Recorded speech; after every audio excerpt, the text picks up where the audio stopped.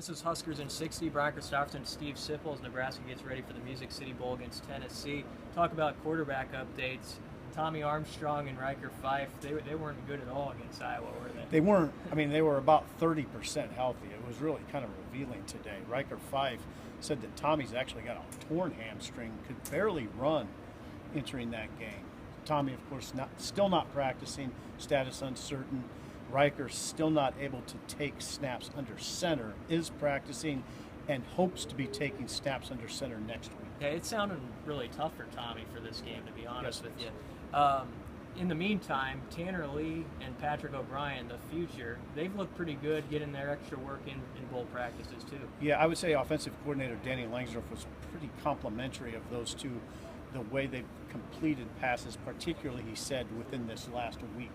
So there's a lot of good reports about those two guys and how they're practicing for this bowl game, getting ready for next year. Mark Banker was complimentary too. He goes against them every day since he's a scout teamer, Tanner Lee, and he said the guy's a natural leader, so that was interesting.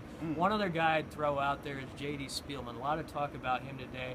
He's a scout teamer guy, but he's going to be a key player next year, and it sounds like he's going to be able to contribute. He's just a fast guy, can do the fly sweep, a lot of different things. Chris Jones said he's going to be a special player. I wonder, we'll end it on this, I wonder, where do you play him? I mean, where do you see him playing?